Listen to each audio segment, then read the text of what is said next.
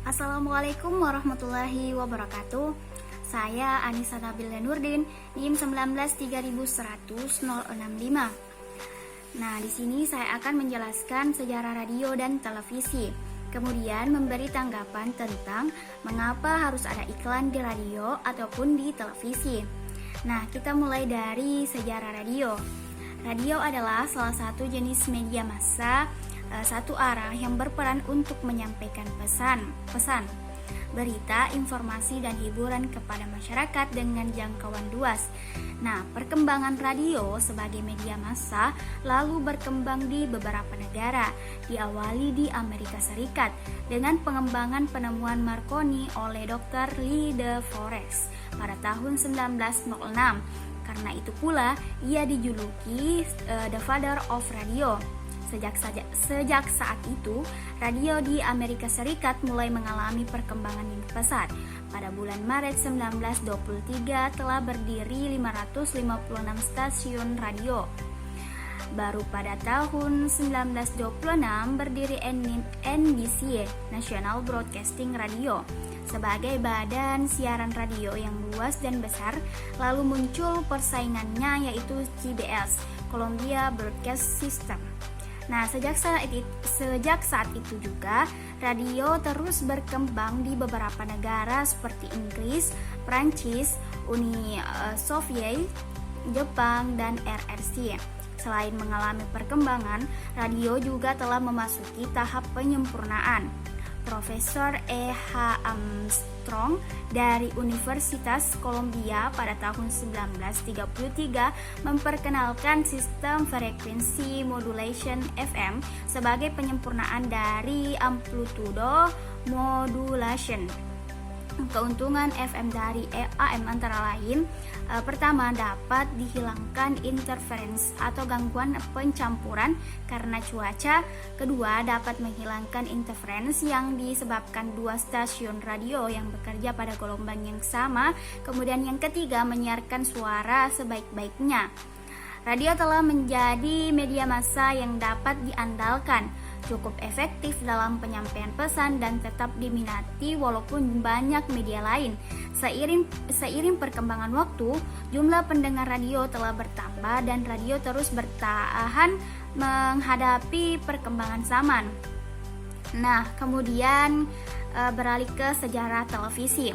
Nah, penemuan televisi telah melalui berbagai eksperimen yang dilakukan oleh para ilmuwan akhir abad 19 dengan dasar penelitian yang dilakukan oleh James Clerk, Maxwell, dan Harris Hertz, serta penemuan Marconi pada tahun 1890.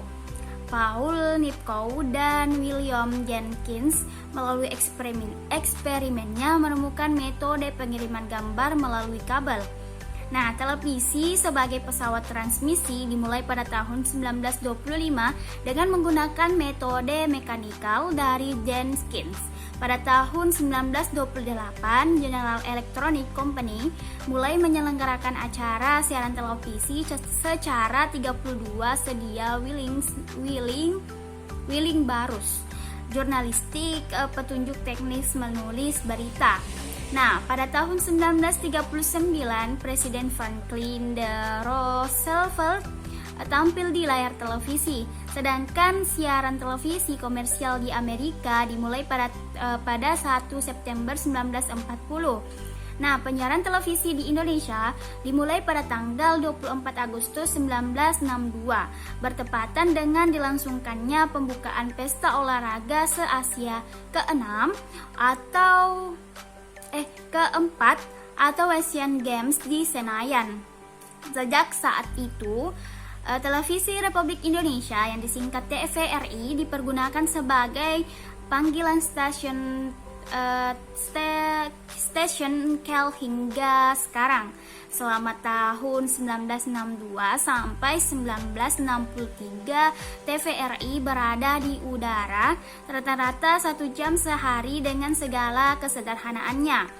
Nah, seiring perkembangan zaman dan kemajuan teknologi, TVRI mendapat saingan televisi siaran lainnya, baik stasiun televisi nasional yang bermunculan dan turut serta meramaikan penyiaran televisi di Indonesia. Sampai saat ini ada 11 stasiun televisi nasional sedang mewarnai dunia penyiaran televisi di Indonesia, yaitu TVRI, RCTI, SCTV, Indosiar, Antv, MNC TV, Metro TV, Trans TV, Global TV, Trans 7, dan TV One. Sekarang hampir semua negara di dunia memiliki stasiun televisi.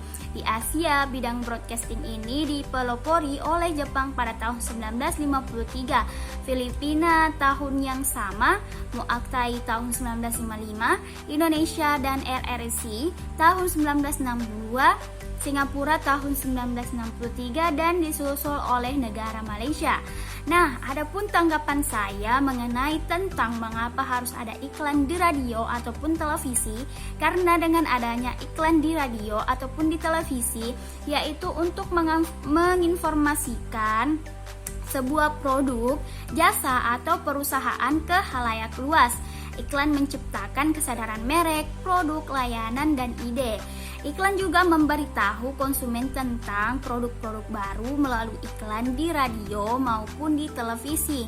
Nah, sekian penjelasan dari saya, penjelasan singkat mengenai sejarah radio dan televisi, kemudian mengungkapkan tanggapan saya mengenai mengapa harus ada iklan di radio dan televisi. Nah, lebih dan kurangnya mohon dimaafkan. Assalamualaikum warahmatullahi wabarakatuh.